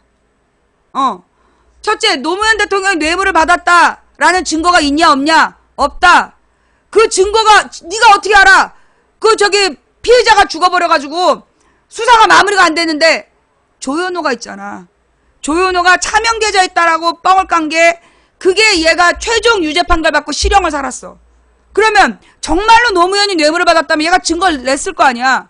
증거를 못 냈다니까. 고로 인해 노무현은 뇌물을 받지 않았다. 둘째, 노무현 딸이 유죄 판결 받지 않았냐. 집행유예. 그럼 노무현 딸이 집행유예를 받은 죄목이 뭐냐? 외환관리법 위반이야. 무슨 얘기냐? 미국에 있는 집을 10억을 주고 빌렸는데 그 10억을 미국에 가서 줬으면 아마 10억을 달러로 환전해서 갔겠지. 근데 한국에서 그 집주인한테 준 거야. 근데 이 집주인이 한국 돈으로 달라고 그런 거야. 한국 돈으로 돈을 달라고 아마 한국에서 쓸 일이 있었겠지. 그러니까 10억을 한국 돈으로 준 거예요. 그리고 이 여자가 돈을 환전을 해서 미국으로 가져갈 때, 환전해서 가져갈 때 제대로 절차를 밟지 않았어. 그래서 집주인이 외환관리법 위반으로 처벌을 받은 거야. 그러니까 이제 이 집주인이 그 10억을 국내에서 쓰고 돌리고 이러다고 일부를 가지고 갔겠지. 근데 그거를 그때 뭐 1억 이상인가가는 반드시 국가에 신고를 해야 될 거야. 그리고 어떤 절차를 밟아서 세금을 내야 돼. 그런데 이 여자가 그 외환관리법에 그 절차를 안 밟았어. 그래서 집주인이 처벌받은 거야. 그러면서 그 집주인이 그 돈은 이 노무현 딸과 무관하다.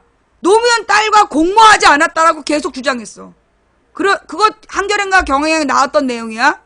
그럼에도 불구하고 이 노무현 딸을 억지로 박근혜 정부 때였나? 이명박 정부 때였나? 이명박 정부 때였죠.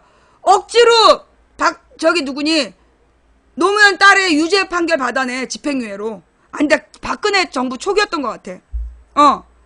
그게 외환관리법 위반을 집주인이 외환관리법 위반을 하도록 현찰로 줬기 때문에 말이 안 되는 거죠. 예. 말이 안 되는 거야. 그러니까 노무현 대통령 딸이 외환관리법을 직접 위반한 게 아니다. 그 집주인한테 돈을 한국 돈으로 줬다는 걸로 처벌받은 거야. 어이없죠? 기가 막히죠? 이거 몰랐지? 그 다음에 세 번째, 노무현을 경호원이 죽였다는 설은 철저히 허위사실이다. 지금 노무현을 경호했던 팀이 지금 문재인 경호팀을 하고 있다. 그리고 이 전직 대통령 경호팀은 청와대에서 같이 일했던 팀이 그대로 내려가는 거야. 그대로 가는 거야.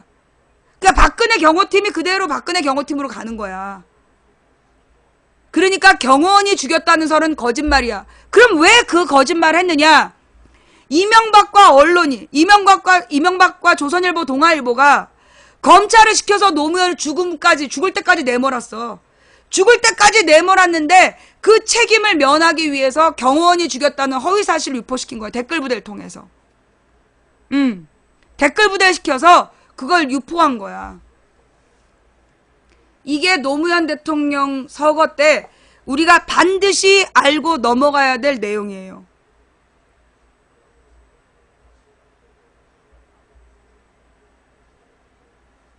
자, 본인이 오늘 이 내용 처음 들었다.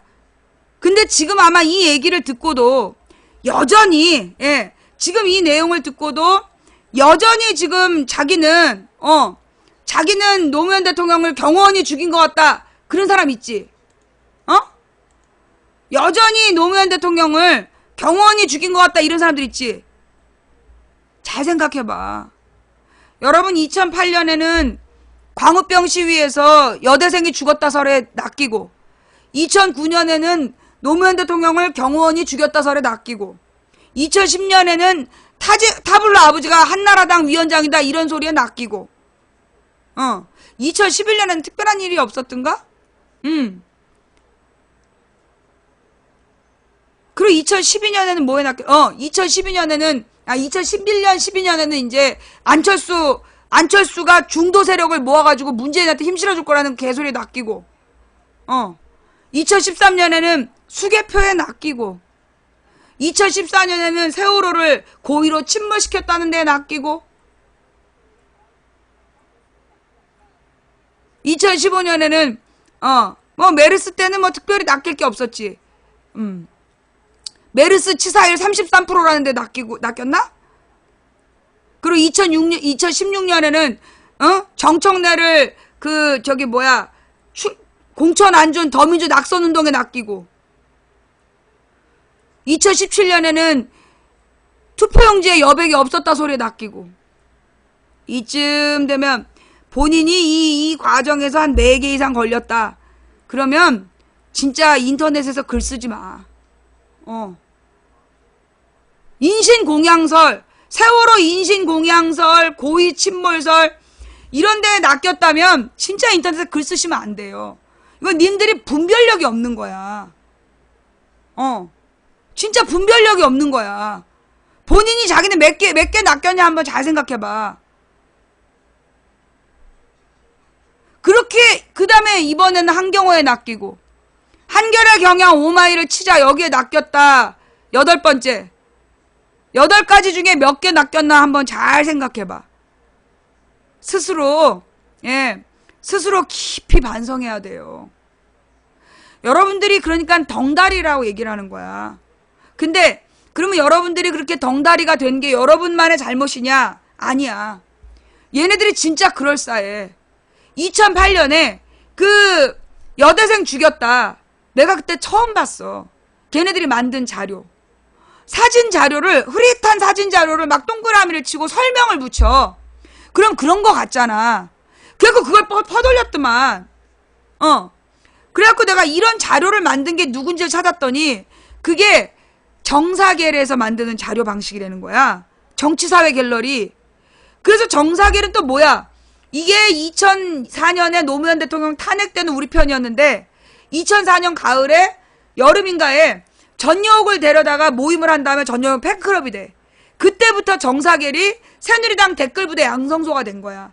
그래서 걔네들이 증거를 조작할 때 주로 그런 방법을 쓴다는 거야.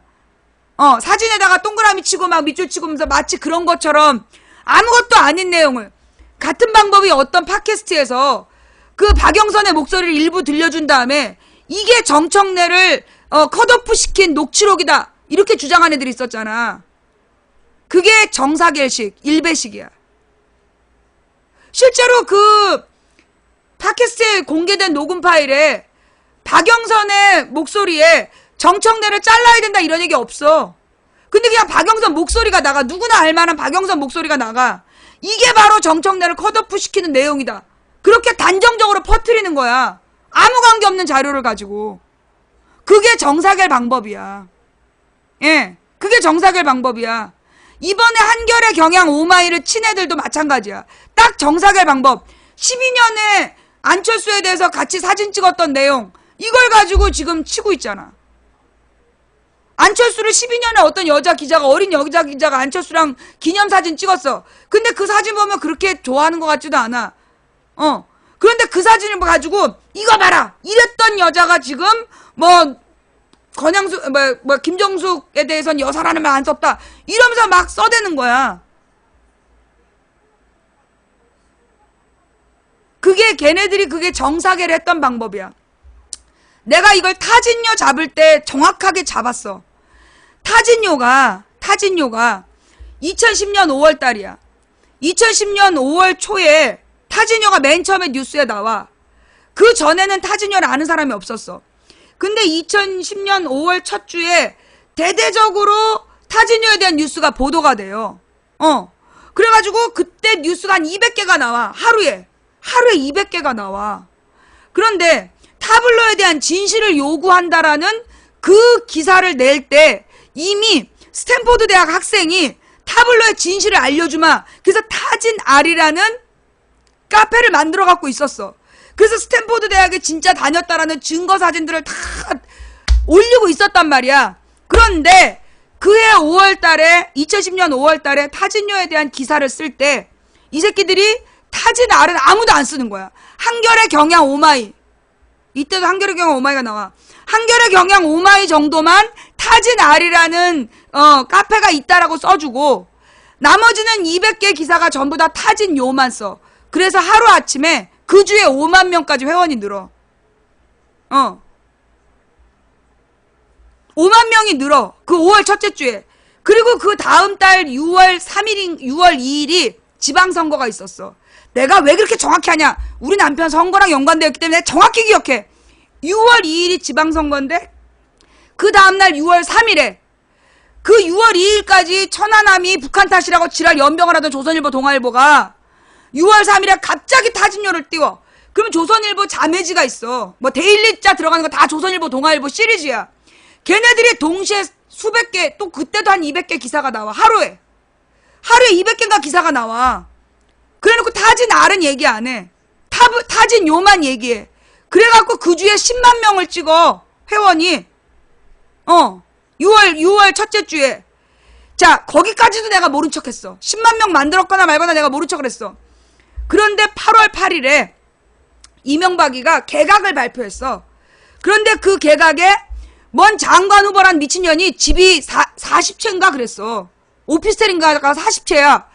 왜 이렇게 집이 많냐고 청문회에서 물어보니까 자기는 그냥 땅을 사랑했대. 정말 씨발년이었어. 그런 씨발년 씨발놈들이 이명박의 장관 후보로 나온 거야.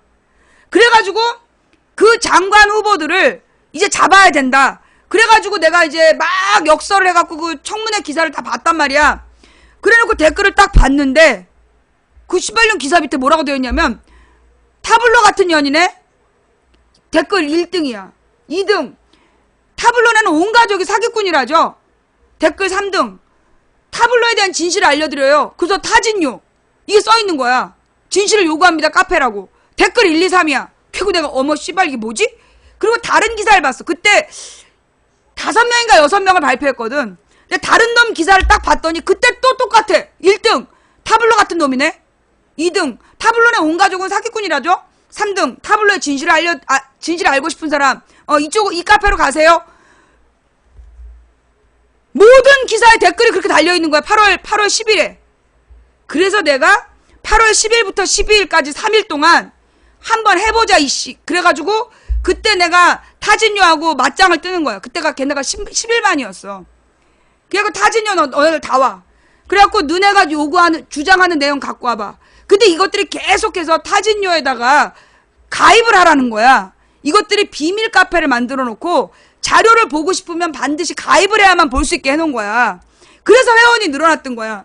근데 얘네들이 모르는 게 있어. 내가 노노데모랑 싸울 때 알아낸 건데 네이버 비밀 카페는 그냥 그 내용을 검색하면 떠. 근데 등신들이 이제 타진요에서 지네가 비밀 카페 글을 만들었기 때문에 링크를 시키잖아. 주소를 링크시키면 그 주소를 링크시킨 거 클릭하면 회원 가입해야 볼 수 있어. 그런데 네이버에서 그냥 검색하면 걔네들 비밀 글이 다 떠. 그래갖고 내가 이미 타진요에서 주장하는 내용들을 다 봤어. 알고 있었어. 근데 모른 척했지. 갖고 와봐. 나는 내 친상 정보 얘기 못해. 갖고 와봐. 그래서 주장하는 내용 바깥으로 끌어내가지고 그게 가짜라는 걸 28시간 생방송으로 밝혀내. 그런데 나 그때 타진알한테 쌍년 소리 들었잖아. 타블로의 진실을 알려주는 그 스탠포드 대학 학생이 직접 나한테 맨 마지막에 전화를 하래. 근데 걔가 막 나한테 쌍욕을 했어. 왜냐하면 내가 일부러 타블로의 진실을 알려준다는 애들 전화 안 받았어. 너는 전화할 필요 없다. 나는 지금 타진요하고 얘기하고 싶다. 그때 그랬어. 그래서 타진알 애들이 계속 전화할 때마다 그냥 끊어버리고 난 타진요하고만 얘기하겠다. 그래서 그때 타진알 애들이 막 나한테 쌍욕을 하면서 저 여자 미친 것 같다 막 그랬어. 지네들끼리 막 얘기해갖고 그거 나한테 신고가 많이 들어왔는데 다 이제 일부러 그런 거야. 일부러. 타진알이 얘기하면 이게 섞이거든. 얘네들이 반론을 하면 그거에 대한 반론을 해. 내가 그때 왜 타진알 얘기를 안 들었냐 하면 얘네들이 뭐라고 주장을 하면서 얘네 주장에 대한 반론을 제시하면 얘하고 싸움이 돼. 그러면 내가 거기서 중재를 해야 되는 거야. 그래서 내가 타진알은 너네 가만히 있어. 너네 끼지 마. 너네 이거 듣고 싶지 않아. 그래서 빼버린 거야. 그리고 나랑 타진요가 붙어갖고 걔네들이 주장했던 내용이 허위라는 걸 밝혀낸 거예요. 다 밝혀낸 다음에 맨 마지막으로 내가 타진알하고 전화를 해. 근데 그때 타진알이 나한테 막 그런 거야. 장난하냐 막 이러면서 막 화를 냈어. 그래서 내가 맨 마지막에 걔가 하고 싶은 얘기 다 하게 해줘. 그게 끝이었어. 그리고 나서 며칠 뒤에 MBC에서 스페셜로 타진요의 진실을 알려준다. 그래갖고 스탠포드 대학의 직원들, 교수 직원들의 인터뷰가 나왔어. 타진요에서 뭐라 그랬는 줄 알아? 다 그거 가짜라고 그랬어.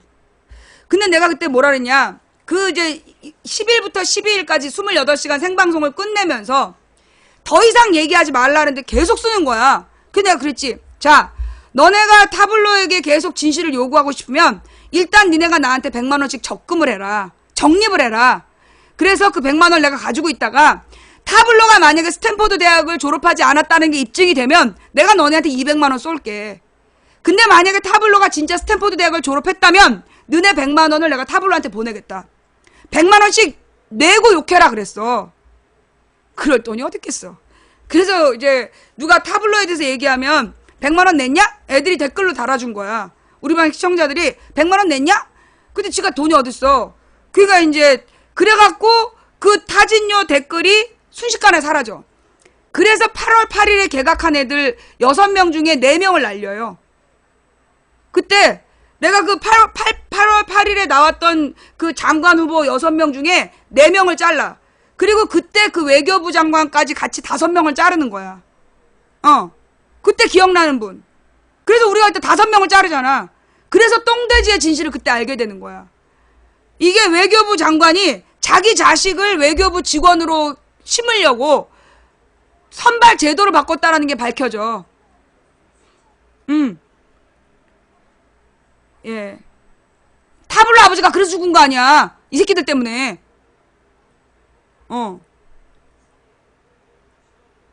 이게 그 당시에 본 사람들, 똥돼지가 뭐냐면, 그때 이제 이명박의 외교부 장관이었는데, 이놈 새끼가 지네 딸이었을 거야. 그 5급 외교관으로 만들려고, 외교부 직원을 만들려고 선발 제도를 바꿨어. 특채를 하면서 선발 제도를 바꾼 거야. 자격이 안 되는데, 걔를 딱 한 명만 뽑으려고. 그러다 그걸 딱 걸려가지고, 그걸로 결국 사표 쓰게 했어. 그래서 외교부에 똥돼지가 많다는 제보가 막 들어오게 된 거야.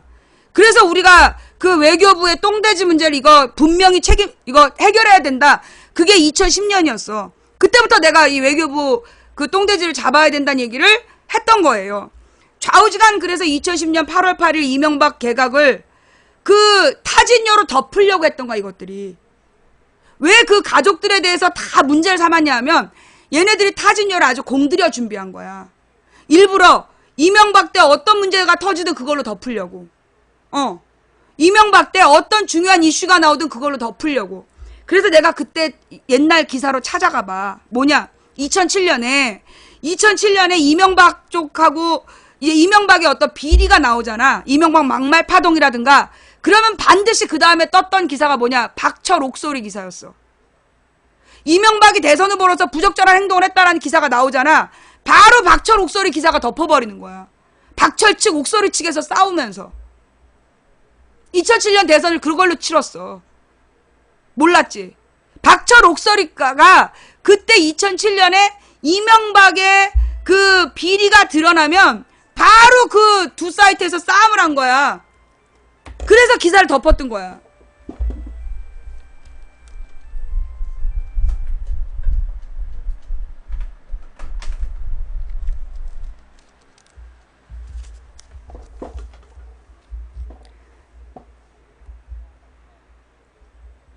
그래서 타진요가 박철 옥소리처럼 준비됐다는 거 알게 됐지. 그래서 타진요가 박철 옥소리처럼 어떤 사안이든지 정치적인 이슈를 가리려는 목적으로 만들어진 카페라는 걸 찾아낸 거야. 그리고 2011년 4월이 와. 2011년 4월이 되니까 이 새끼들이 그 당시에 또 재보선이 있었는데 그 재보선을 앞두고 이놈 새끼들이 그 무슨 문제를 터뜨렸더라. 세 가지 스캔들을 일으켜.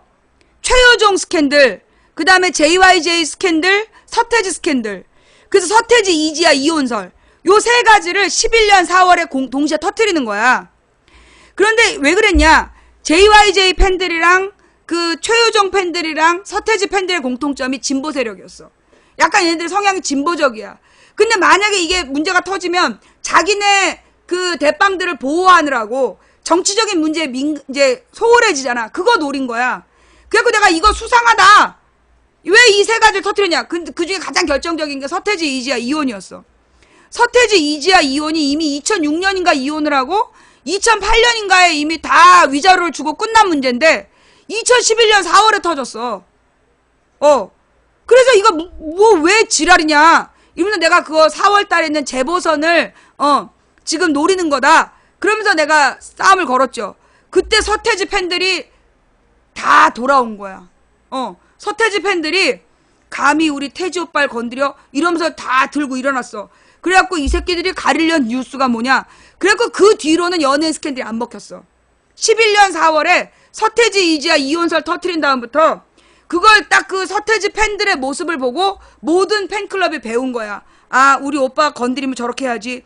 그래서 그 뒤로 무슨 연예인 스캔들이 터지면 딱 그 팬덤에서 정치적인 이슈를 가리려고 우리 언니 오빠를 이용하고 있다. 이렇게 나오는 거야. 그래가지고 어떻게 됐냐? 유명인 스캔들이 안 터지는 거야. 왜 요즘에 스캔들 터진 애들이 잘 모르는 애들이냐? 그 이유가 뭐냐면 유명인들 팬클럽이 워낙 빵빵하기 때문에 만약에 유명인을 건드리면 유명인 팬클럽이 정치적인 이슈를 자꾸 만들어버린 거야. 그래서 유명인들을 못 건드리고 팬 없을 만한 애들을 가지고 얘기를 하다 보니까 걔가 누구요? 이렇게 되는 거지. 이게 팬덤이 확실한 애들 건드리면 도리어 그 역풍이 부니까 팬 없는 애들을 건드리다 보니까 걔가 누구요? 사람이요? 막 이렇게 되는 거지. 가수요? 막 이렇게. 배운지 가수인지도 모르는 애들이 자꾸만 터지는 문제가 그거예요. 팬덤이 있는 애들 건드리지 못하는 거.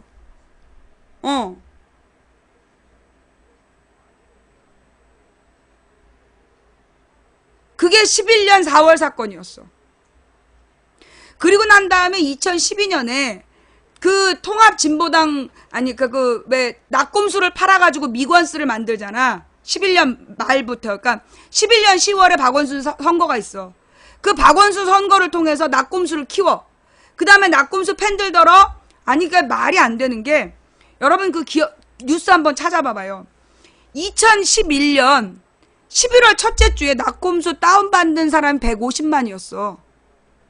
그러면 그게 기사가 됐다는 얘기는 그 전에 그만큼 안 받았다는 얘기야. 근데 둘째 주에 300만이 다운받았다는 거야. 셋째 주에 600만이 다운받았대. 기사가 계속 나와. 넷째 주에 1000만 명이 다운받았다고 기사가 나와. 그러면 아니 5천만 중에 1000만 명이 다운받았으면 이건 길에서 누구나 알아야 돼. 근데 내가 사람들한테 물어봤어. 낙곰수 아냐? 근데 실제로 젊은 사람들은 뭐 20명 물어보면 2~3명이 알아. 근데 일반적인 사람들은 몰라. 그런데 1000만 명이 다운받는다면 뭔가 수상하더라고. 근데 역추적을 했어. 근데 내가 그때 왜 그랬냐면 내가 이제 일부러 박원순 당선된 다음에 잠수를 탔거든. 나는 총선 대선을 치러야 된다. 그래서 잠수 타고 있다가 그 기사들이 막 뜬 거야, 낙곰수를. 그래서 내가 그 낙곰수를 띄운 기사들의 댓글을 또 추적을 했지. 그랬더니만 미관스를 띄우고 있더라고. 미관스로 가자, 미관스로 가자. 그러면서 모든 게시판에 미관스가 도배되어 있는 거야.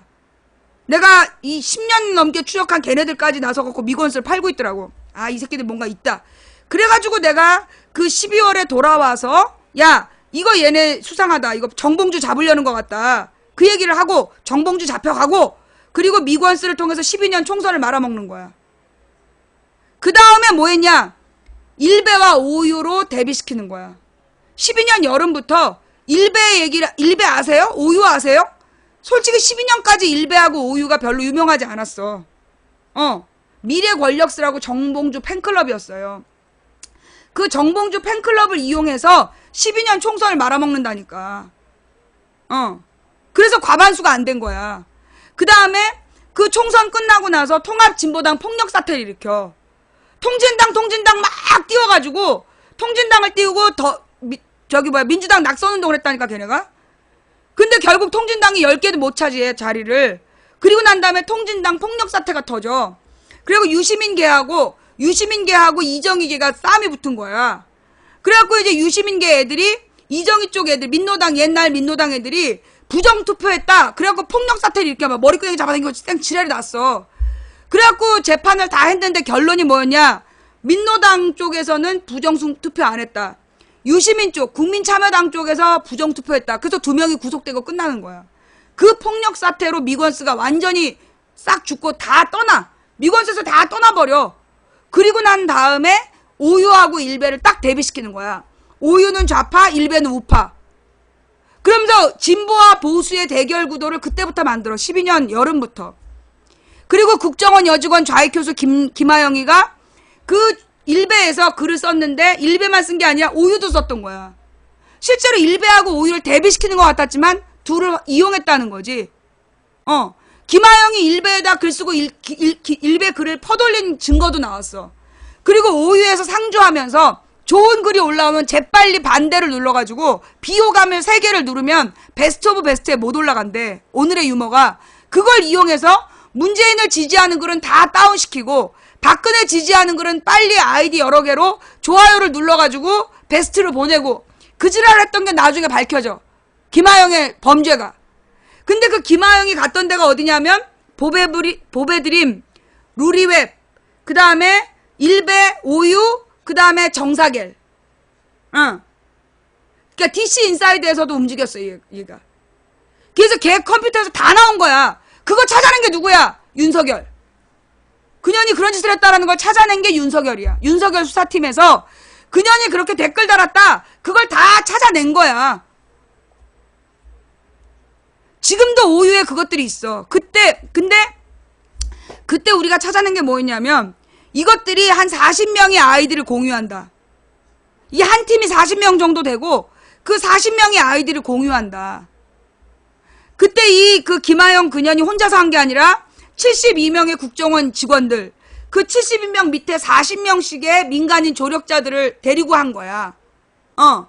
그 민간인 조력자에게 9천만 원을 입금한 기록까지 나왔어. 그렇게 해갖고 2013년 6월 달에 이미 그것들이 어떤 댓글질을 했는지가 다 드러나. 거기서 그년의 데스크탑에서 좌익효수라는 닉네임이 나와. 그러면 이년이 좌익효수라는 닉네임을 썼다는 게 증명이 됐잖아? 그래서 좌익효수가 쓴 모든 DC 인사이드의 글을 털은 거야. 그래서 그 중에 우리 가족에 대한 댓글이 나온 거고. 그래서 내가 우리 가족을 모욕한 누구야, 좌익효수를 잡기 위해서 내가 머리를 내 손으로 자른 날이 7월 3일이야. 7월 3일날 내 손으로 머리를 자르면서 국정조사라고 요구를 해.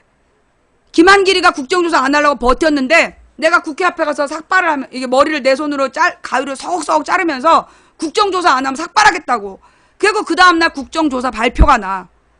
그런데 국정조사를 하기로 했는데 김한길이가 김연하고 진선미를 빼는 거야. 그 둘이 모든 제보를 받았는데. 국정원 댓글 사건에 대한 모든 제보를 받은 두 사람을 빼는 거야. 그걸 정청래가 자기가 자리를 걸고 지킨다더니 씩 빼버렸어. 그리고 김한길이가 라꾸라꾸 침대 깔아놓고 막 책 읽고 쇼를 하다가 그때 박근혜가 이석기 변장 도피설 그걸 터뜨려가지고 13년 8월 말에 국정원 댓글 사건을 덮어버린 거야. 최동욱 혼외자 논란 일으키고 이석기 변장 도피 내란 음모죄 이렇게 딱 터뜨려가지고 그걸 덮었어, 그 사건을. 그래서 국정원 댓글 사건은 영원히 역사적으로 묻히는 사건이었지.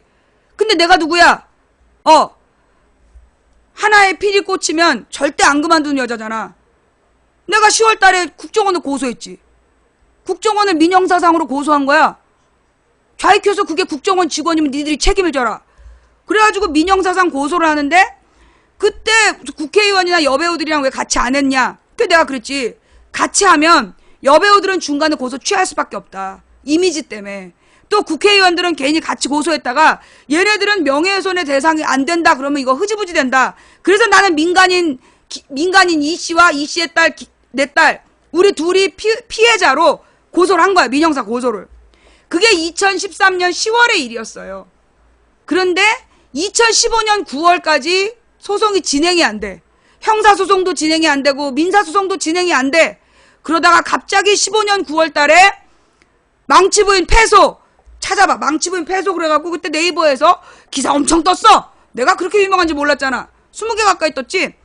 그러면서 망치부인이 패소했다고 이것들이 막 지네들이 기고만장하고 네이버에 검색어 1등까지 했어. 그거. 망치부인 패소. 근데 내가 누구야? 그래? 그럼 내가 여기서 포기할 여자야? 좋아! 내가 집을 팔아서라도 저기 3심까지 간다. 그래서 어떻게 됐을까요? 그때 하나님께서 1,800만 원 꽂아준 거야. 저작권료라고.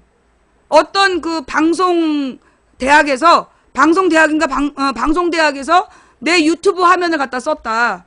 그래서 나한테 2,600만 원의 저작권이 발생했다. 그래갖고 나머지 세금 띄고 수수료 띄고 1,800만 원을 딱 입금시켰는데 그 1,800만 원이 민사소송 3심을 졌을 때 내야 될 돈이야. 근데 내가 그랬지. 나 현찰 들어왔다. 3심까지 가보자. 그러면서 시작을 했지. 그리고 그 해가 9월이었잖아. 그래서 내가 이제 국회에다 전화를 돌렸지. 신경민 의원 이하 쭉 돌리면서 오빠들 내가 패소를 했는데 좌익효수가 국정원 직원이란 증거가 없어서 패소를 했답니다. 그러면서 이제 막 찔찔 짠 거야. 그냥 우리 신경민 오빠부터 시작해갖고 이제 전부 다 그러면 안 되지! 이래갖고 그 당시에 더민주 국회의원들이 다 같이 요구한 거야. 좌익효수가 국정원 직원으로 벌받았다는 서류 하나만 내놔라. 그래서 서류를 계속 집요하게 한 달을 요구했네? 2달을? 11월까지? 그래서 처벌하지 않았다는 거 알게 돼. 그래서 국정원 원장을 위증죄로 고소하겠다 그러니까 남자 좌익효수를 가져가세요. 이렇게 내놓은 거야. 그래서 그 남자 좌익 교수가 유죄 판결 받은 거지. 신경민 의원이 오빠죠. 그때 박지원이 나한테 전화하잖아. 그 신경민 의원은 간사였고 실제로는 자기가 열심히 싸운 건데 왜 자기는 칭찬 안 해주냐고. 고맙다. 내가 고맙게 생각하는데 그건 고마운 건 고마운 거고 좌우지간 박지원 정치는 틀렸다. 생방송으로.